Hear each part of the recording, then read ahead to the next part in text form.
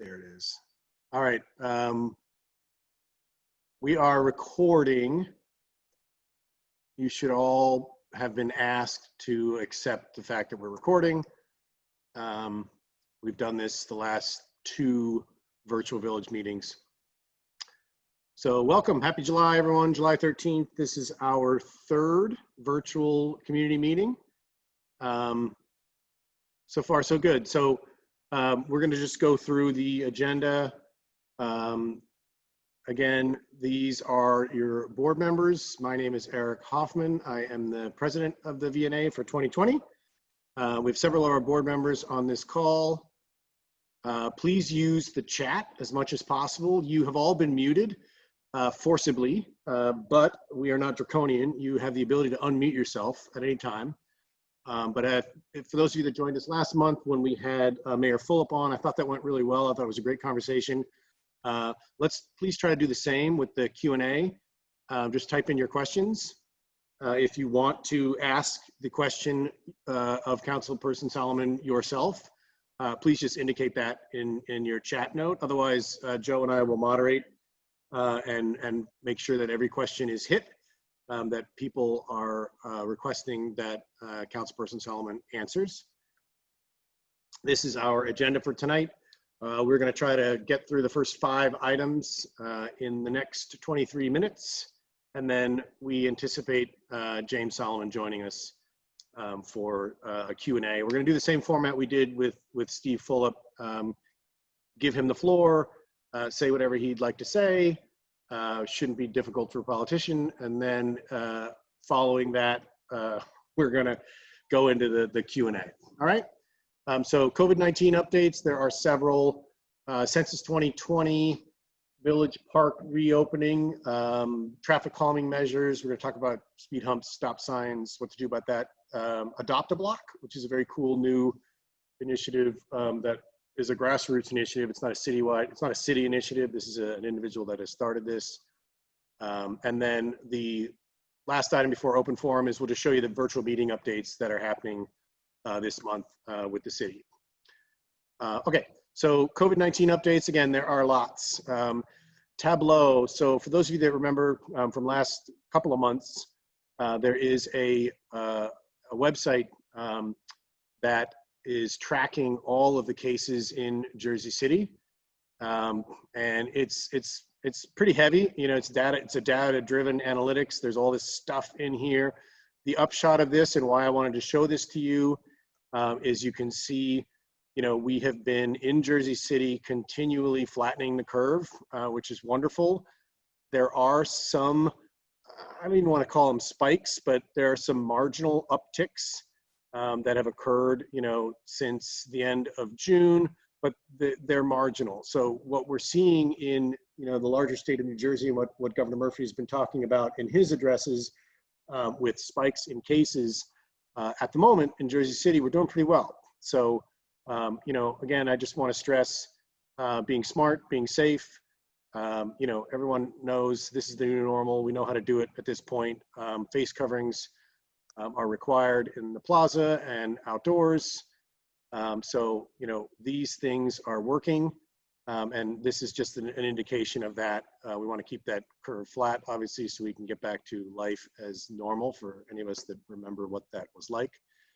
Outdoor dining has expanded significantly. Obviously, the stretch of Grove Street that you've seen where they've allowed restaurants to spill out onto the west lane of Grove. That seems to be very successful. You know, again, you're required to wear face coverings, obviously, while you're eating and drinking and sitting at your table with those that you've been quarantining with. That's not viable or even tenable.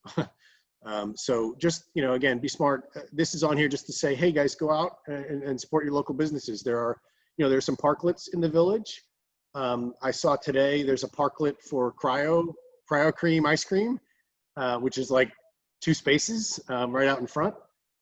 So that's pretty cool. That and Subculture are the kind of only 2 parklets in the village, but Subculture, you know, crosses over with TNJ. So there are opportunities to go get your outdoor dining on and do it safely and smartly and get out and feel like life is good again. Pedestrian Plaza, obviously, the restaurants are doing outdoor seating. Face coverings are required in the plaza. Bikes are supposed to be walked through the plaza. So it's a slightly different scene than what we had been witnessing, in the weeks kind of leading up to last week, or I'd say 2 weeks ago, when the face coverings requirement and the bikes and the signs are up for that. So I encourage you all to go down and support your local businesses there. Testing, the city is still doing the free testing on Marin. There are separate times for both the diagnostic and the antibody. If you have health insurance, you can also go to the city MD. I went yesterday to the one on Grove Street and got both tests. I was probably in and out of there in about 15 minutes. Retail is reopening for curbside pickup. There are some places that will allow you to come into their stores. Noellery is one of those, that fabulous little jewelry shop next to the McDonald's on Grove Street. They're making some really wonderful masks that they're selling. And of course they have all their jewelry, but this is really up to the discretion of the retailer themselves.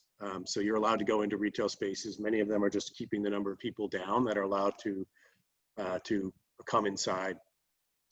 And then probably the heaviest hitting item on this COVID-19 update agenda is the Slow Streets Initiative. So for those of you that are unaware of the Slow Streets Initiative, I will take you to the city's website. So again, jcnj.org.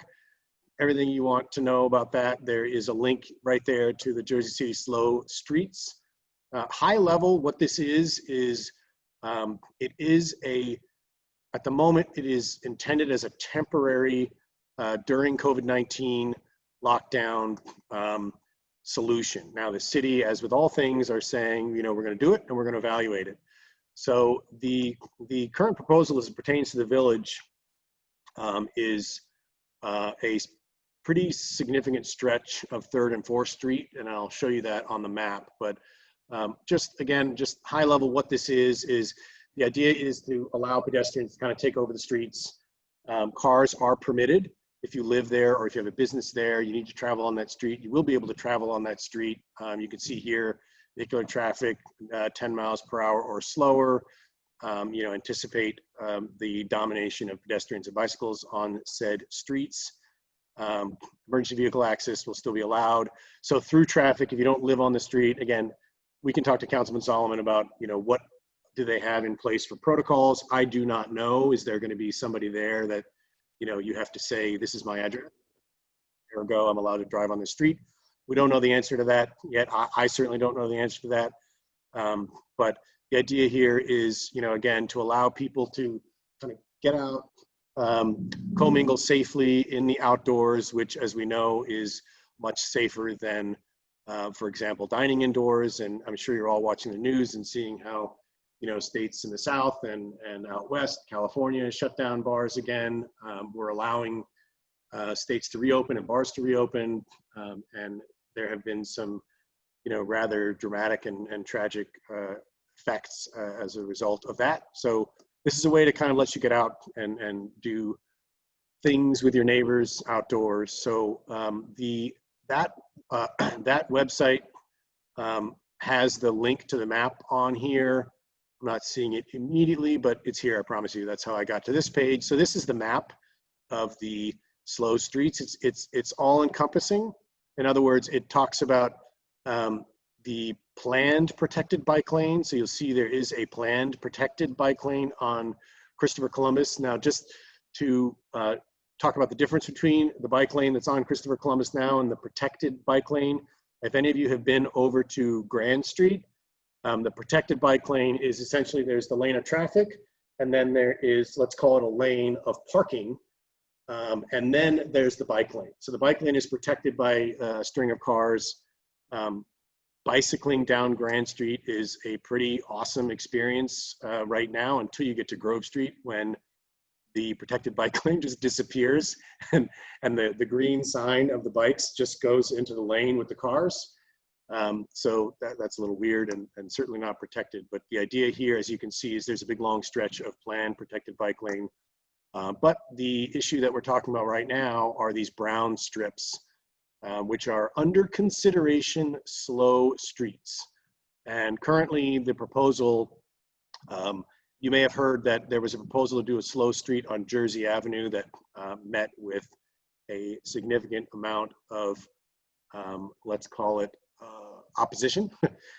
So they scrapped it, and now they're looking at doing 3rd and 4th streets. And you can see here on the map, this is Grove Street, this is Manila, all the way to Newark Ave. We as a board discussed this.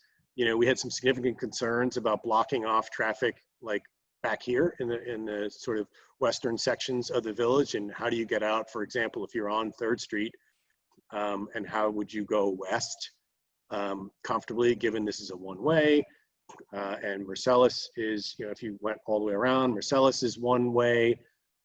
In front of the school, it's 2-way here. So, we want to talk to Councilperson Solomon about this this evening.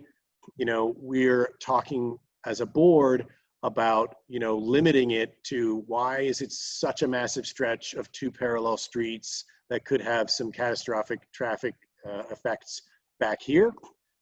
So again, when that comes, when we are speaking with James, by all means, please, ask your questions, make your recommendations.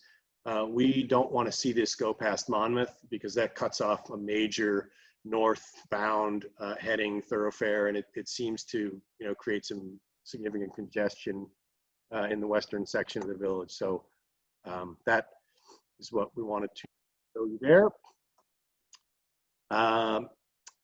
So first of all, any questions on what we've covered that you don't want to ask of Councilperson Solomon when he joins us?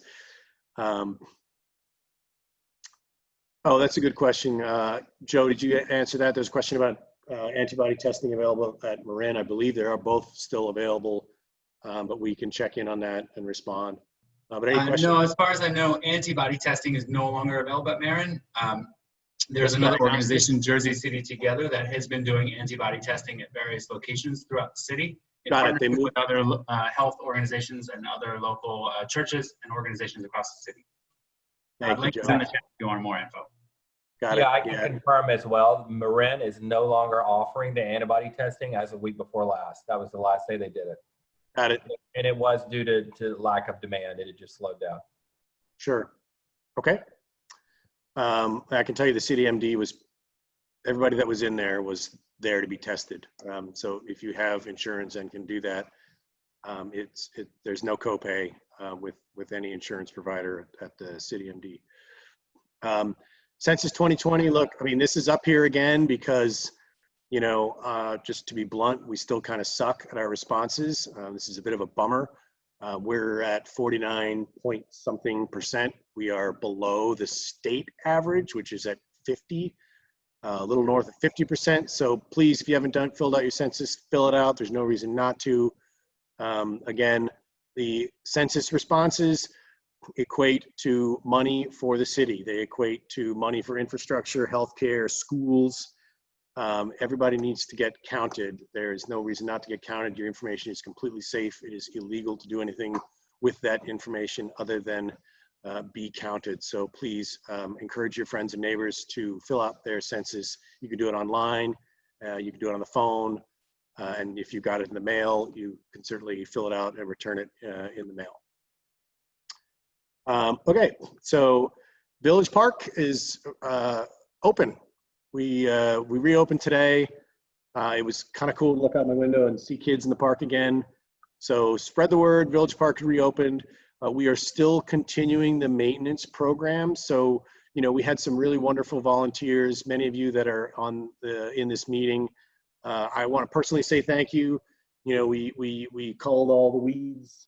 They're of course back in some areas because of, all these torrential rains. It only took a couple of weeks for them to pop up, but it looks absolutely fabulous. Thank you to all the volunteers. If you are interested in helping us even for an hour, we're no longer in the kind of lockdown state in the park. Just email us at info@jcvillage.org. We have a shared calendar. We'll put you on it. You can come. no one's going to hold you to it, but it's a wonderful thing that we are maintaining this park as volunteers. And for those of you that aren't familiar with the design, the reason we're maintaining this park as volunteers is because it is quite unique in its design. There is not another park in Jersey City like it. We have intentionally kept the DPW out as far as from a maintenance perspective. They are coming by, they're picking up the trash weekly. They're supporting us with trash bags and supplies and whatever we need. They've given us soil in recent days to help re-soil the mounds. But essentially, when it comes to maintenance, they're a bit of a blunt instrument. So we want all the native plants that were part of the original design to flourish. So we're taking care of it ourselves with the help of all of you. So here's some fun stuff I thought I would share. These are the before pictures. The mulberry tree rained down on all the mounds in the corner of the park. The grass was out of control. And then here's some happy after pictures. There you go, Joe. I put this one in just for you. That's the the American steel push mower that we use to cut the grass. We use the high-powered hose to blow away all the mulberries, so there isn't any staining on the mounds. They're all gone. You can see how the park looks now. There's mulch around the trees. It's super fabulous. It's ours, so by all means, come and enjoy it. Traffic calming measures. So, we wanted to talk about speed humps and stop signs. I know that there are a couple of specific areas that some of you wanted to talk to James Solomon about when he joins us. I did want to say, for example, down here at the end of First Street, there's a group of people that were putting together a petition. So the typical process with the city has been you go in and, sorry, my Zoom is monkeying with me. All right, here you go. So the speed hump policy is as follows. Most of the small streets in the village qualify. They're 25 miles per hour or less. There's average daily traffic of less than 3,000 vehicles. And then this is the reason that you need to get this into the city, because it goes to city engineering for evaluation, and it must meet prevailing engineering standards. I mean, Cedric can speak to when they did it via the old route, which the old route was to go get a petition, get a certain number of signatures. I believe it was 30, and then you can get it submitted to engineering for evaluation and execution. So that happened on Brunswick Street. That is no longer the current policy. So given COVID-19, you don't actually need a petition. You need to fill out the request form, and it's simply saying where you would like to see a speed hump. Stop signs are a separate issue. So again, I want to stress, we can help you as a neighborhood association. We can help you get these things executed. So send those emails to info@jcvillage.org. Let us know where your areas of concern are. Again, like I said, the group on First Street, there are some grassroots, neighbors that are getting together and saying, we need one. And then down here, you'll see there's a sponsoring organization. So, you would simply need to, notify us, and we'll discuss it as a board. We can sign on as your sponsoring organization, and that's enough to get it to city engineering for evaluation. So ultimately, it's up to the city whether or not a speed hump is installed. But as we know, certainly during COVID and during this quarantine, there have been some significant increases in speeds on small streets that, are abundant in the village. So question from Eric Madsen, what happened to the stop sign that was on 2nd Street and Colgate? I don't know. That one was not here in the 5 years that I've lived in the village. I'm assuming the way you've written that question that it used to be here. So again, that would be one to ping us on that. I know that in the last discussion, we had talked about Colgate as an issue. So we should bring that up with Mr. Solomon when he joins us, because I know there are some engineering studies that are going on in the city. That section is part of an ongoing study. So I don't know the answer to that, but there has not been one there for some time. It seems like an odd spot to not have one, but that's the way it stands today, right? Yeah, I thought there was one there about 3 years ago, but I could be wrong. But if obviously there isn't one there now, and I really think there should be. Yep. So send us an email on that officially, please, Eric, and we can sort of help push that through. Typically what we do is we send these things to Councilperson Solomon.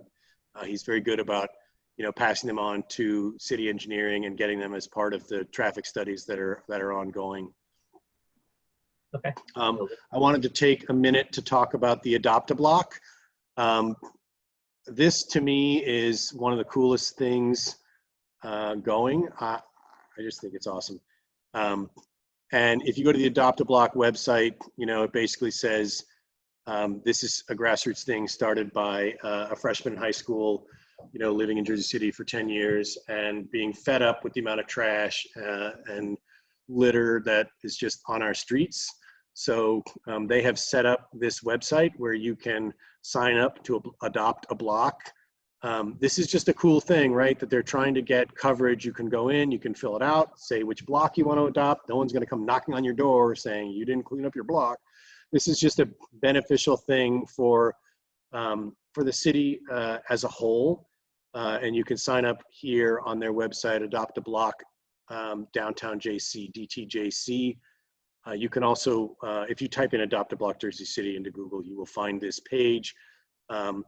And they're going to start to sort of map, blocks that have been adopted. It just means that from June 15th to August 15th, you're going to clean the block. I love this line. It does not mean that you own or have rights to the block. So you don't get to own the block. Not like on Foursquare where you could become the mayor of the city just by clicking a button. Yeah, it's not like that. But you do get the privilege of doing something good for your community and teaching your kids, if you have children, about the benefits of giving back to your community. So Adopt a Block, really cool initiative.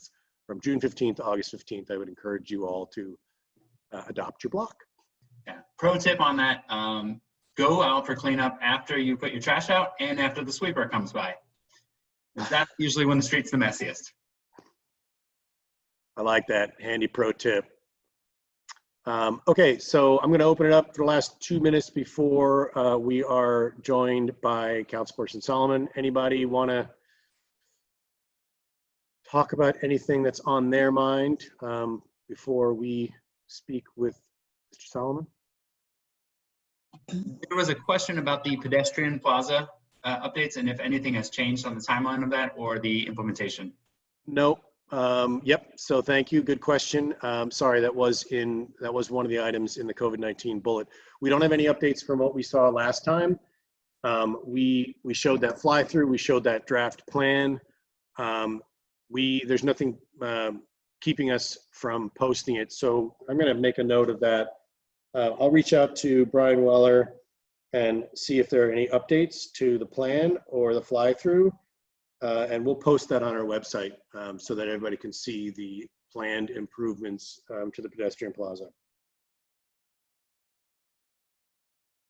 I have one more question. Lately on Nextdoor, we have been seeing a lot of posts about, parcels being stolen, and people have Ring bell cameras or Nest cameras where they try to record who stole their packages. It's pretty increasing, considering that we live in village, pretty well-to-do area. Little shocking as well as alarming. Do we have any plans like, increase police patrols or some sort of neighborhood watch or something which can kind of reduce this? So it's an excellent question. I'll just tell you what I know. We've had the Jersey City Police Captain speak with us on this in the past.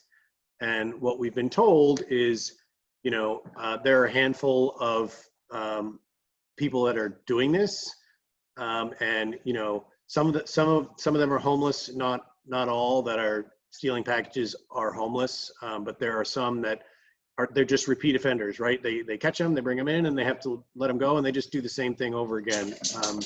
I watched a gentleman across the street from here, right across from Village Park, get stopped by the police. He took the package and just let him go, saying, this is the third time in the last week that, we've stopped this person for this behavior. I would just say, I can personally look into neighborhood watch. I know that's sort of an old school thing, but what I was going to suggest is pretty much what a neighborhood watch would do. If you're walking by, one of your neighbors, or you see a package just sitting there, ring their bell. I mean, this happened, to me on Brunswick.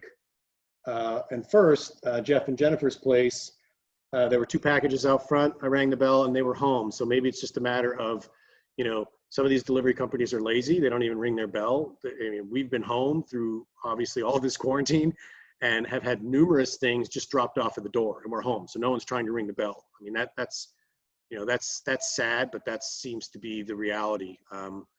Other than, us being more vigilant as a community and as neighbors and looking out for each other, I'm not sure what all we can do, because as a lot of the stuff on Nextdoor where somebody's caught on a Ring camera, there's not much you can do. I mean, it's sort of nice to have the camera footage, and sometimes the police will recognize a person because, again, there are a lot of repeat offenders of this kind of activity. But I think the best thing we can do is look out for each other, honestly. Makes sense. Thank you. All right, E, looks like James is here. Mr. Solomon, hi. I was just scrolling through. All right, welcome, James. It's good to see you. Good to see you, Eric. I am sharing, we are at your slide. Cool. Just for your own edification, I'm just going to rip back through the agenda just to tell you what we've talked about, because there are some things that are most certainly questions that people will have of you. What we'll do format-wise is, what I mentioned in our email exchanges. I'm going to turn the floor over to you, say anything you like. We're going to take questions on the Q&A in the chat. Everybody is muted, but nobody is unable to unmute themselves. So if somebody wants to ask the question themselves, we've asked that they put it in the chat and say, I want to ask this question. Otherwise, we will, between Joe Vita and myself, monitor the chat and relay those questions to you. So we talked about COVID-19 updates. There were a lot of them. We looked at the Jersey City tableau showing the curve where we stand today. Jersey City still looks quite good despite some of the alarming numbers coming out of elsewhere in New Jersey and certainly in the country. We talked about outdoor dining, the Pedestrian Plaza. That was an open question. I had a note to follow up myself with Brian Weller to see if anything has advanced. Last month, we showed the draft plan that he shared with us, including that 3D virtual fly-through. So the question was, are there any updates on that? I didn't have that answer immediately. We talked about testing and how the Marin site is no longer doing the antibody testing due to decrease in demand. And we've shared in the chat, the link to where you can get various testing. We talked about retail. We talked about face coverings being mandatory. And we talked about slow streets, James. So, I introduced the initiative and then showed the map of the current proposed slow streets. And there's certainly going to be some questions and discussion around that. So with that all said, we celebrated the Village Park reopening today, thanks to the help of our volunteers who are people on this call. It looks fabulous and it's open. We talked traffic calming measures. We talked stop signs, speed humps. We talked about getting a neighborhood association endorsement to be able to push these new requests through to engineering. That appears to be the kind of new MO of how to get that moving forward. And then the Adopt a Block program. So I just showed the website for that. And that's it. I'll stop talking, James, and turn it over to you. Awesome. Thank you, Eric. It's good to see everybody.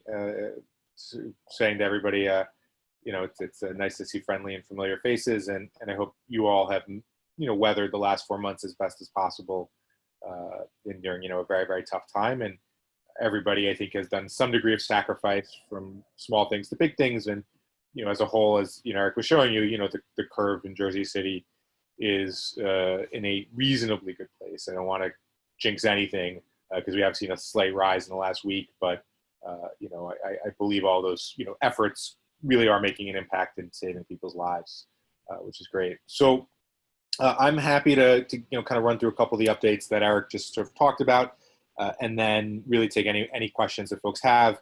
A couple people reached out with questions today via email and phone, so I can address those too if they're on the. I address them no matter what if they're on the call or not, but let give people some updates. So I can start with slow streets, which I guess Eric introduced the concept, so I don't want to kind of go over everything, but I can just sort of very briefly say that the idea behind the slow streets, there's both a pre-COVID and a during COVID idea. The pre-COVID idea is just more broadly to make streets slower and more shared between cars and bicyclists and pedestrians.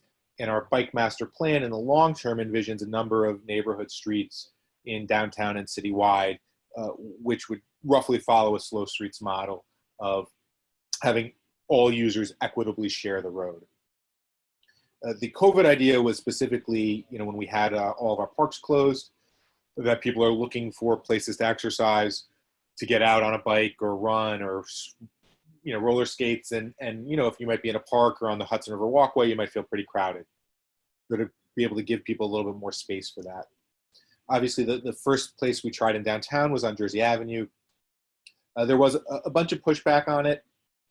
Some of it was, I think, related to the rollout, which everybody, myself included, didn't do a good job of explaining to people when we were doing it, why we were doing it, and what the rules were.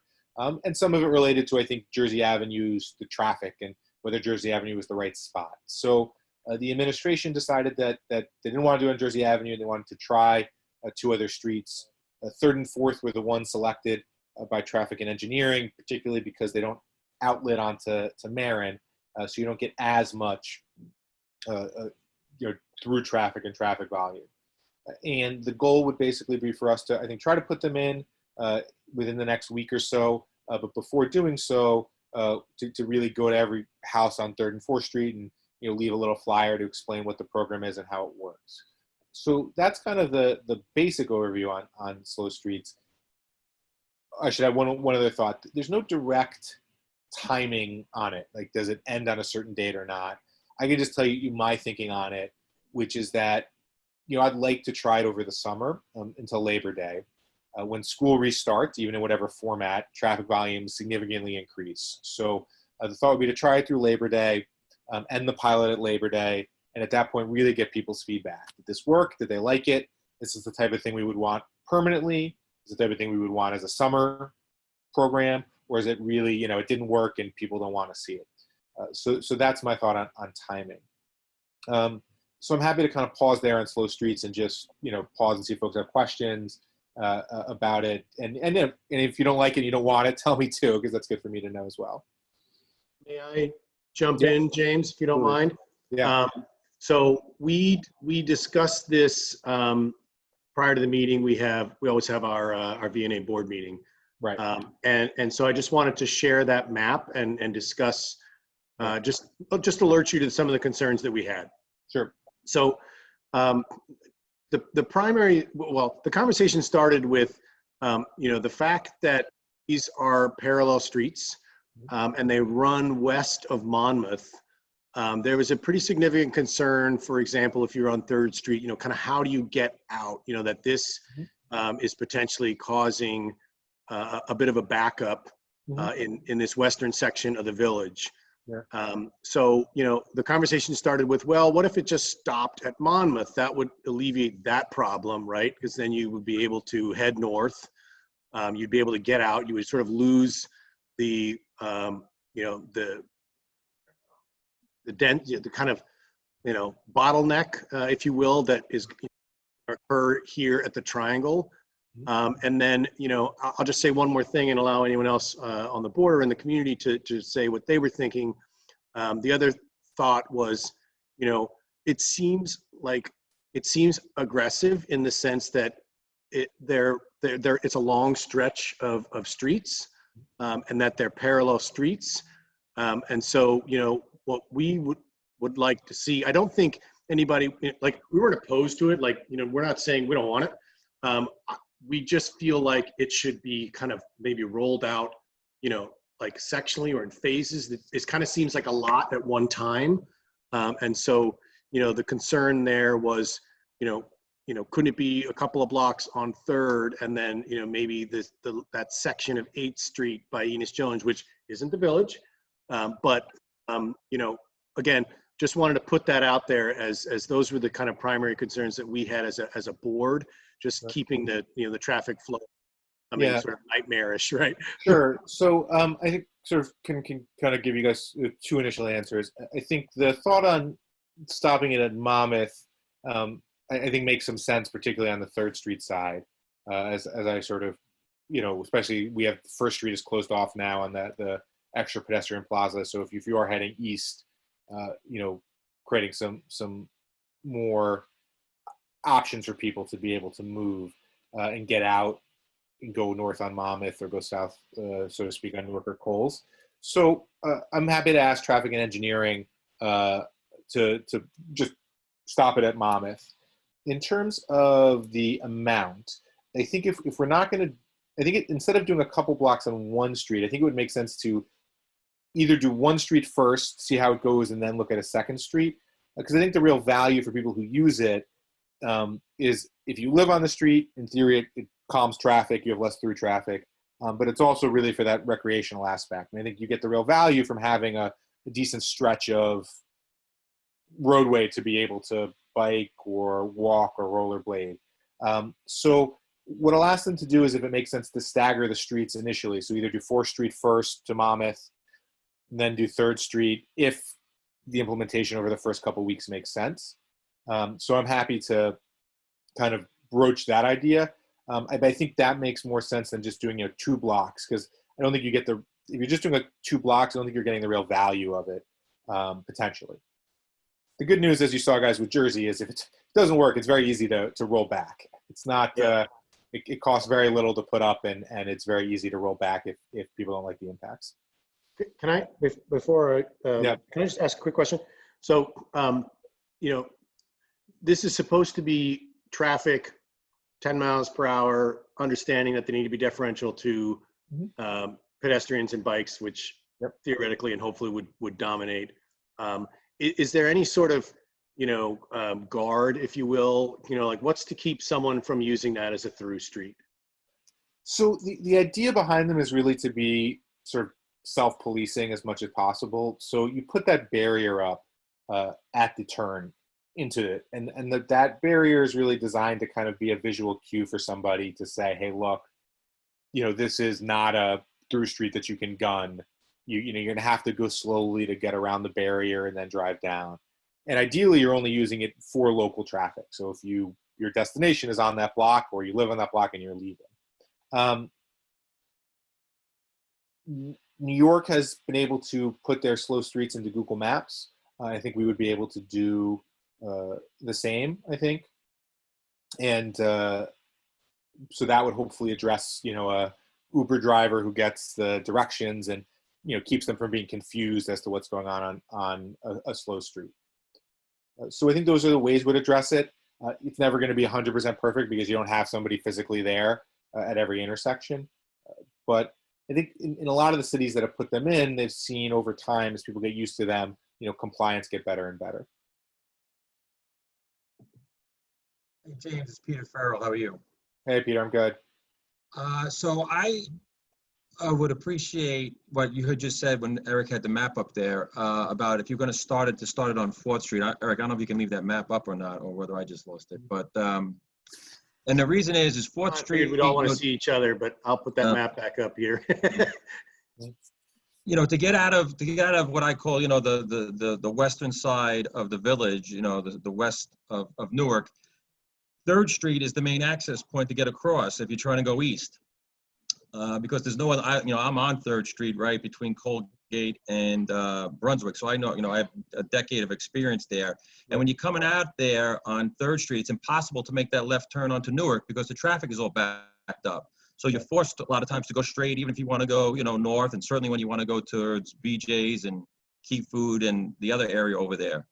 So I would echo the support of, if you were going to start it on 4th Street, because that side, there's two other ways to get into that where we are in the village. You can either come down then around and come in on Marcellus, or you can come down 2nd to get back. But it's really trying to get out, that if you close that 3rd Street off, I think it's going to create a real problem, because you also have a lot of traffic that cuts off of Newark and comes around and shoots up 3rd to get onto Brunswick to get over to the Turnpike. And if you put the slow street in there and the traffic backs up on that very short section between Newark and Brunswick, then it's going to start backing up 3rd, and you're going to have a lot of traffic problems back there. So those were the concerns that I specifically had about for the residents who live back in and around PS5. Yeah, that's fair. Can I jump in here, James? I just want to read some of the traffic in the chat. Mhm. We have one comment. We see a lot of traffic issues, especially aggressive driving at intersections within the village and the city. We're concerned that this will only make traffic worse elsewhere, as there's virtually no enforcement of moving violations. They are wondering if the benefits of this program are worth the issues. So I think it's very fair to call this, an experiment and a pilot. The reason I'm supportive of us trying it is I do think that people can really benefit and enjoy it. And I would just say, even on Jersey Avenue, there were a lot of folks that didn't want us to get rid of it, including the neighborhood association at Harsmith, and a lot of folks just saying, hey, look, we feel like it's a safer, calmer street now that we've put this in place. So I think that in theory, if you live on the street, it can provide real benefits as slower traffic, and then if you don't live on the street, it can be a place that, again, you can go ride a bike on and have a little bit more of a feeling of sort of safety and space. But again, I do very much view it as an experiment. But that I want to try them because I think the more and more we can try to rethink the way that we handle our streets and make them places that are really, work for all users, it's worth trying those types of things. I think it was obviously better to try, in the heart of COVID, right, when we had no access to parks, but give it a try. I would also just say, from a personal experience, when I lived up in Boston, there was every Sunday they would shut down a chunk of the street by the river, and everyone would really go out and use it and enjoy it. So I have just a personal experience of a version of this policy working, and there are potentially other ways of doing it. Instead of shutting down these streets, we could shut down Washington and Green on Sundays, and so give people this huge track to go north and south on, that type of a thing. So there are all kinds of things for us to consider as we're doing this, but I'd like us to try, give it a shot.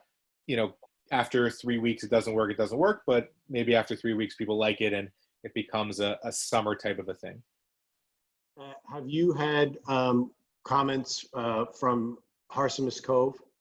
So I just came from their meeting. We talked about it. There wasn't anyone who expressed like serious opposition. They were in some ways they had more issues with just, they weren't happy that Jersey was rolled out without a ton of notice, and then they didn't like that it was taken away. So conversation really rested a lot on that, more so than anything else. But I kind of outlined everything to them there, and but there wasn't a ton of, they didn't have like you guys have, like, is a very specific, here's a specific part of 3rd or 4th streets that we think could create a real problem. Hey, James, it's Evelyn. So, Hey, Evelyn. how are you? Okay. I'd just like to echo Peter's concerns. As you know, I'm down on here on 2nd Street. Right. It's a nightmare. And you indicated, getting out of this, like, I like to call it the cul-de-sac section of the village. Right. So, as you noted that you're not sure when the end date of this would be. So I guess if school goes back into session, that would be, a real nightmare for any of the buses or cars, parents picking up children, because we just can't get across 3rd Street. So I'm sure you've seen the traffic back up from 3rd Street and PS5, and then people go down 1st Street, and then it's just, they're speeding down 1st Street at that point. So I like to echo those concerns. Mhm. And if those people in Jersey like it, they could keep it. Yeah. Yeah, You know? no, my, just experience is that when school starts, and even if it's half school, traffic just really, really increases. So Right. that's really why I was thinking of Labor Day. Um, Another option is to do these on weekends versus during the week. Traffic volumes are much lower on weekends. People are more able to get out and use them on weekends than they Right. would have And on utilize them. Monday. Correct. So, the challenge of that is just sort of implementation. Like, are we equipped as a city, or do we have a neighborhood or business group that's willing to take the ownership of, putting them up on Friday nights and taking them down on, Sunday nights, Monday mornings? But we are doing that in other parts of the city. So there's now over in McGinley Square, like a Saturday, Sunday little pedestrian area that's removed Monday through Friday. So those are all options for us to look at. Just so you guys on, what I push for on Jersey Avenue is moving to the weekend implementation. But there's just and I understand why, but the administration just is concerned about taking that on without knowing if they can really, do it. And then they worry that they don't put it up a Friday night and they forget to take it down on a Monday, and it just creates more chaos that way. But it's stuff that we can all look through and figure out the right thing and then find the way to do it. Thank you. Sure. And let me just add, because you mentioned it, there are some folks who live on First Street between Colgate and Brunswick that reached out about a speed bump. And as Eric, you're mentioning speed bump policy, I used to have to collect some in-person signatures. Obviously, we're not doing that now. It's virtual. So we sent them the kind of petition.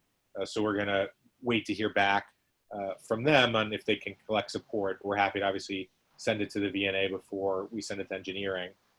And then we did have a meeting with some of the neighbors at First and Monmouth with Andrew, the traffic engineer, as obviously, those that's not a very safe intersection. So we're looking at designs to make it safer, but the normal strategies you would use for a variety of different reasons don't work. So traffic they don't think either a stop sign or a speed light would work there. So they're working on other options. So we went through initial set of ideas, and now engineering is kind of going back and, based on the feedback from the neighbors on that block, coming up with a new plan. Got it. James, before you jumped on, we did discuss the speed hump request. Yeah. The Village Neighborhood Association supported it, so I believe they've submitted that within the last couple of hours. Okay, great. And that, as I understand it, that goes to engineering, correct, for evaluation? It does. So they evaluate the street. I mean, I would be shocked if they didn't think that street worked, because they're normally looking at emergency vehicles, traffic volume, and that's obviously a street that isn't an emergency vehicle route and shouldn't have that much traffic volume. So it should meet all the criteria pretty easily, but you never know. James, it's Robinson. Hey, Robin. Hi, I have a question, and I know traffic lights are expensive, and I know there's a process, but given the amount of development on Newark Avenue, the number of large buildings going up and that are up, we have nothing between Palisade and Brunswick. It is it is dangerous to cross, and we need another traffic light. And that, especially that corner of Marcellus, Fifth, and Newark. There's several new buildings right there, and there's the school, and unless there's a crossing guard, and even they take their life in their hands, you can't make a left. So that would be, in a city that had lots of money, a perfect place for a traffic light. Right. So I don't know how we do that, but it's just way too long a space to have no traffic lights when you've got so many people. Right. Yeah, I agree. I mean, let me go back to engineering and ask them to specifically review that intersection again. They had put up, I think, the flashers, or they were going to put them up. Those, we press the button, and it sort of flashes in a weird manner to get people's attention. But I agree. I mean, when people come down the hill, they can get pretty fast. And they block that intersection too. If they're waiting for the light at Brunswick, because that's the one light, they wait for the light at Brunswick and it goes all the way back. And so they block off Fifth Street and Marcellus. So the way to basically, I mean, the process for a traffic light is, as I understand it, kind of threefold. You know, first, engineering has to do a study to see if it meets the criteria that the state lays out. And I don't know off the top of my head what those criteria are. I know them better for stop signs. Then the second thing would be the city, you know, passing an ordinance to put a stop sign there. And then the third is basically getting the money, and the money would come in the capital budget. So when we installed the stop sign at Grand and Van Vorst, you know, that was a multi-year process that Candace was working on before me. And then it got put in the 2018 capital budget and then was installed, I think, some point in 2019. So I will go back to engineering and I'll ask them to specifically review that intersection and sort of explain their thought process on it. And if they think it does merit a stoplight, then I would talk to them about seeing if we can get that in the 2020 capital budget. And James, even the one in front of, like, by Healy's, if they could, you know, not as, I mean, that's a really dangerous crossing for the PS5 children. Yep. So even if they could put those little flashy, you know, Things there, yeah. things there, that'd be really helpful. Yeah, I think they told me they would, but I can double back with them on that. Thank you. Yeah.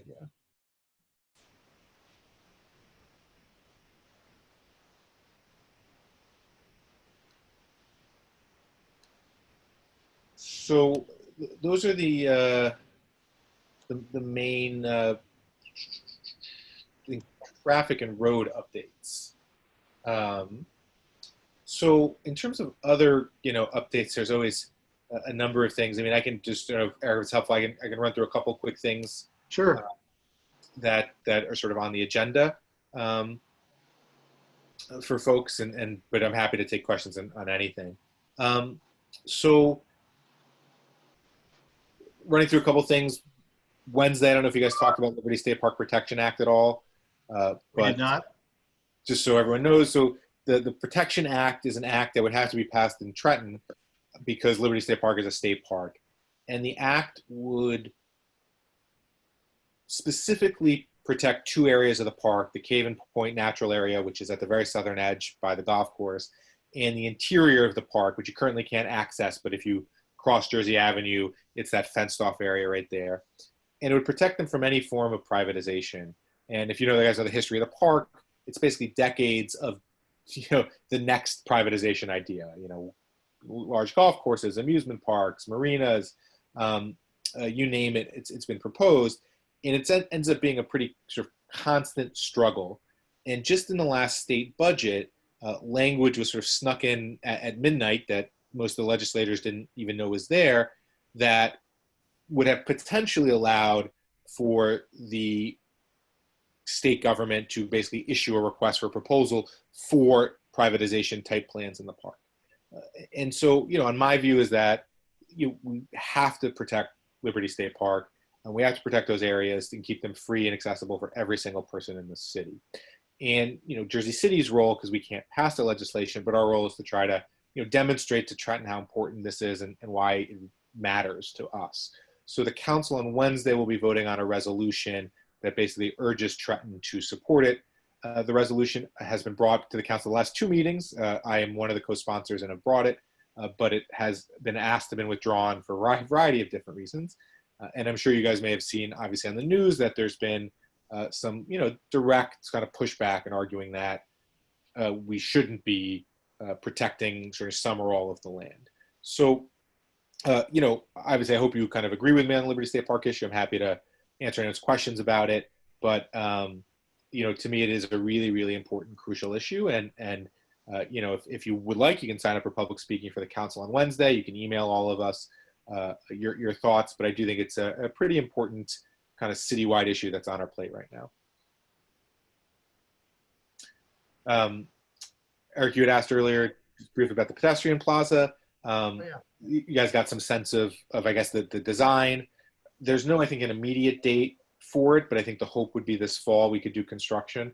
We still have to approve and allocate the monies for it, but the hope would be you get the much nicer Pedestrian Plaza you know, construction, some combination of the fall and the spring, and so it would be redesigned in 2021. City budget. So we're doing a public hearing on Wednesday on the city budget. This was the mayor's introduced budget, but then we will be amending and hopefully adopting it in the near future. There's still a lot of uncertainty with COVID funding and exactly how much money the state is going to take away and whether the federal government will pass any type of relief for state and local governments. But, you know, at a minimum, we've lost, you know, $20 to $30 million in revenue from the city budget. So exclusive of extra costs that we added on for coronavirus response. So there will be some degree of cuts in the budget. And we'll see how that shakes out. And we have a little bit more information. My guess would be in the next month on it. So those are a couple of the main things that kind of are on our agenda in the short to medium term. So just to piggyback on that, and I'll just jump to it because the only agenda item we had after you was an update. We give these every month, the virtual meeting updates. Again, for everybody, it's pretty straightforward. You just, you know, go in your browser and you're going to jcnj.org. That's the main city website. And you can see right here, front page, council caucus meeting was held today. The caucus meeting, of course, is not public comment. That's to decide what's on the agenda for the city council meeting. And then you click on that bad boy and there are the upcoming meetings. So we've distilled those out for you. The Environmental Commission is meeting tomorrow. City Council meeting is on the 15th. And then the following week, the Historic Preservation is meeting and the Planning Board is meeting on the 21st of July. So again, City Council, you know, you want to sign up for public comment as James said, and by all means you can do so and you can access that via the city's website. I had one more thing, or two things I remembered, excuse me. Please. So one is, if you're an old timer, you might remember that the summer meetings used to happen at 10 a.m., but we have moved them to 6 p.m. So they're at the normal time that we normally have meetings. Apparently they used to be there at 6 p.m. or they used to be at 10 a.m. because we didn't have air conditioning. And so they wanted to do them earlier in the morning. And then, honest to God, the reason they kept them there is our amazing former clerk, Robert Byrne, who was truly wonderful, had no desire to move them to evening meetings. And so he basically, theory, we could have moved them to evening meetings, but he always found a way to make sure we didn't. But Robert has gone to semi-retirement, and we have now moved them to 6 p.m. The second thing was I did get a question, excuse me, from, I think, Michelle about flooding and sewer repairs. So I know you guys may have flooded during the storm a couple days ago. I flooded on 4th Street a little bit. So the question that Michelle had asked was, I guess, twofold. She had asked me, I guess there had been some construction happening in 2018 in the Mercedes area around the sewers, and was trying to figure out what was going on with that. And then what plans there might be in place. So I reached out to the MUA. The MUA did not have sort of direct information about what was happening in 2018. The head of engineering said that he thought it might have been like sort of TV work where they go in and sort of figure out you know, kind of what the condition of the sewers are. But he didn't have specific details. So if any of you guys knew what was happening or had seen the construction and even can just give me a quick heads up on where it was, that would be helpful. But in terms of future plans, what is currently in the MUA plans for sewers in the sort of that back cul-de-sac of the village is they do have a new sewer that they will install on 2nd Street between Mercedes and Brunswick, as well as a new sewer on Brunswick. And the Mercedes sewer will increase from an 18-inch diameter to a 36-inch diameter, which should create a little bit more space. I don't think that is of the volume to, you know, entirely change the flooding dynamics that happen in that corner, but it should help a little bit. The phasing is part of they're doing a ton of different sewer construction projects, so it's not something that would happen within the next year or so, but hopefully in a kind of a 2 to 3 year time frame, they would be able to get to that sewer replacement. So that is what's on the list and of what they're doing. I know Fifth and Monmouth flooded badly at the last storm as well, worse than in previous storms. So MUA was called out, and they are going to do both visual camera inspections as well as just clean that area.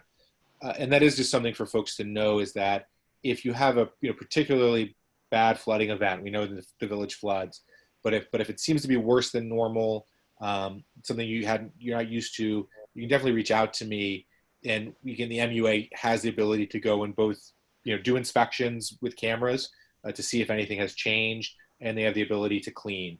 So that's something that people should feel free to reach out, and we can kind of set that up with the MUA. James, can we get them cleaned? Yeah, I can ask that. So I can ask MUA specifically to come to 2nd Street. Well, I'm talking the whole village section because Sure. we all flooded. So Yeah. can we get them cleaned out? Maybe that would alleviate some of the pressure. Yeah, I mean, it was bad. Yeah, I can ask Rich, who's the engineer there, to schedule visual inspections and cleaning for the whole village area. Okay, thank you. Yeah, we also flooded pretty significantly on First and Colgate, which Yeah. I had not seen that before. Bert passed. Oh, but that's been forever. To that degree, though, Michelle, I had never seen No. it. Yeah. No, it's been, yeah. That was pretty That bad. dates back to the 70s, Eric. Oh, is that Yeah. right? Monmouth. There's a picture That is- somewhere with somebody in a boat, right, Lou? You Yeah. never park in that corner on Never. First and Colgate ever if there's a heavy rain, unless you Ever. want your car destroyed. Never. It'll Gotta float have over. like a monster truck to park there. There you go. I was going to say something. I forget what I was going to say, so it'll come to me in a minute. And down by 2nd Street and Mercelli's by Miss Harnett and Mrs. Nicodema was really bad too. Yeah. So they could take a look at those catch basins. Sure, absolutely. We can have them go out there. So I'll just sort of give them the whole area between basically Mercelli's to Brunswick, 3rd to 1st, and just ask them to inspect and clean that whole area. You might want to move it up to 5th too, just because like 5th and Monmouth, and Danny, you're on there, but I mean, like, you could take a boat out there. Yeah, they have 5th and Monmouth on the list already. A few folks Danny, have reached out to me about it. Danny mentioned in the chat here that they were cleaning his corner. Today, yeah. In typical Danny fashion, he has video. Thank you, Danny. Yeah. So I if I'm walking on 5th and Monmouth, I just tell Gabby we can't fight on this corner because Danny's going to see. So we gotta walk another block. I'm not playing. I'm catching everything. But they did clean the whole corner. All there's 2 main gutters. They cleaned them. I saw them lift up. They have this cool machine. I never saw it. And they scoop up all the trash, and then it was good. They needed to. It was like Waterford property in front of my place. Yep. Like I got the main corner over there. I couldn't believe. I was traumatized actually. It took me till like Saturday to figure it out because my tenant I was like taking a nap, and my tenant texted me. I was like, "Hey, did you look outside? Because my girlfriend is telling me that the water's almost up to the door on my tenant side." And I was like, "Oh man!" So I stepped out. I called the fire department, and I told them, "Can they shut the block down?" So they shut down Monmouth going to cross 5th, and but they had to leave 5th open because the fire department comes down that street when they're going wherever they're going. Yep. But the fire department did take care of that and help me out with that. But it receded, I want to say, maybe an hour and a half later. So it wasn't like it was just traumatizing at first. I didn't have any flooding. I have like two sump pumps, but it was a lot. It was literally like whoever wants the video, just email me. It's crazy. That you reminded me of the thing I was going to add to, which is I was told again by MUA that the rain occurred at high tide and was one of the higher volumes they've seen. So that also might explain a little bit of why it was worse. James, one of the big concerns is that, Jersey City is one of the cities that does not have a storm main. And I know we have to, as of, I think it was a couple years ago, tee our sewer and our new storm lines together, and they go into the main sewer in the streets, and the hopes that at some point we untee them when a storm, that's probably the bigger capital raise, but that's something that I think Jersey City needs to do at some point. Yeah, I think that's right. And I know Jerry's on the call and has a lot of knowledge about this stuff as well. The broader, bigger long-term plan, the MUA, and I guess I think I want to call it the Passaic Valley Sewage Commission, are working on a proposal. I believe they have to submit to the state DEP due to the Clean Water Act and the fact that we have our combined sewer system that sends raw sewage into the rivers. And that plan, in theory, I think is going to lay out what the city's intention is in terms of long-term, how are we doing both, green infrastructure versus, installation of new sewers and all that. So I believe that plan they've been working on, and it should be reasonably close to them being able to share it with everybody. To clarify, the sewage only goes out to waterways when there is an overflow in the system. Correct. That's correct. Not all the time. Not during the dry periods.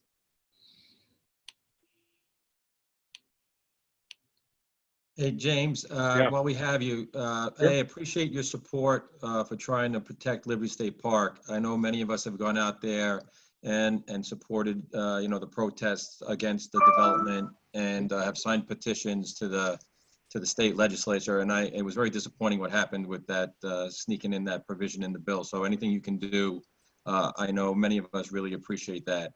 The second thing is, locally, the street pavings, I know it usually happens in the fall, and I always like to, give the heads up.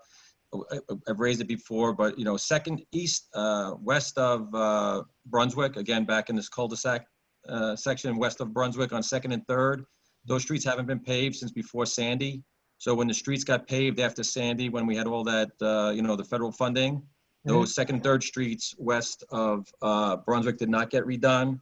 And then in the last election, they didn't get redone. I know a lot of the streets down here had gotten redone, and we've asked them to be on the list and looked at. So if there's somebody we need to contact, if you let us know. I know usually in the fall, over the summer, they make the list up.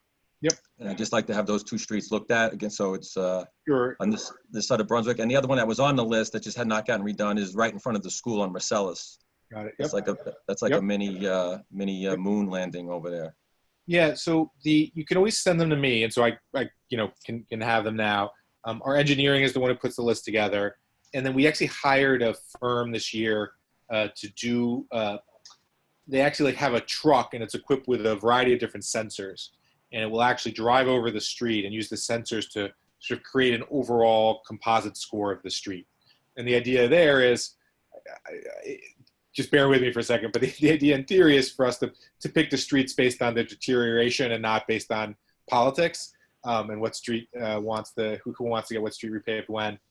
So in theory, we should have some data to determine which streets get repaved. But we will keep the list together, and I will let you guys know when engineering kind of has their list for 2020 done. All right, appreciate that. And the last thing is, this is really big picture, but PS5 is here, and we're all very involved in that. Many of us are involved in the PS5 community. And there was always 2 parcels of land that have been open next to PS5. One was on 4th Street, right, which was the old parking lot for the funeral home, which just went through zoning and has a development plan now for a building to go there. And the other one is across 3rd Street, the big empty lot where the old laundry, cleaning used to be down by the turnpike. And that's still, we've had rumors of sales and development on that for years now. And I just want to, if it was a perfect world, the city, and the school board would try and, purchase that land and have it, something happen for the school, whether it be outside space, an annex, or, many other things that could happen with that. And, I know there's always budget issues, especially with the school and the city, but I just wanted to put on your radar. So I know that land, has been in contract several times. I'm not sure exactly what's happening with it, but with space being such a premium and those 2 lots having been so close to the school, would have been nice if something could have happened to have those be purchased and used for school purposes. Yeah, I hear that. That's a great idea. We the challenge is always budget, but we do need more school space. So if we can figure out a way to get it, that could be great. And no one, there's no updates on that lot on my end since, you know, the conversation's roughly a year ago. So if anyone does come to me, either purchase it and wants to build it as of right, or, you know, has some proposal, I'll obviously let you guys know.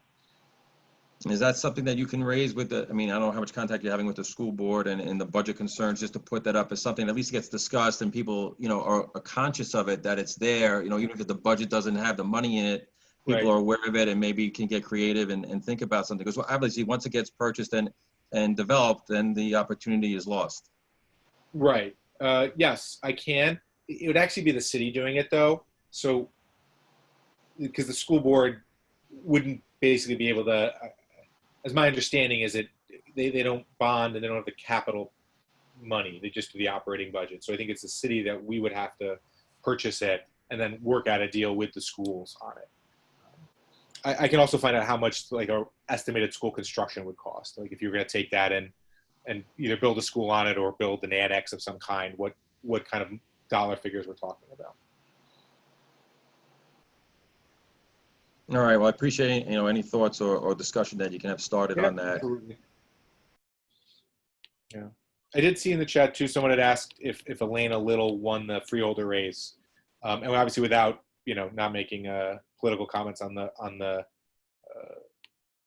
VNA call, but right now, the other person, Uriah Ponte-Lipsky, is ahead, but the votes are close enough that we don't know who won. So we will probably know in a couple weeks after they count all the votes. That's great. Thank you for that. Sure. And thanks for that question, Paige. Yeah. All right, James, listen, I know we've gone over what we said. We would spend time with you. No, that's fine.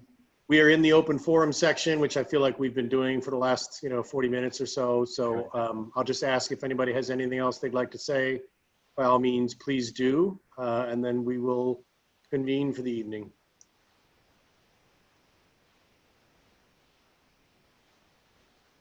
Everybody got everything out?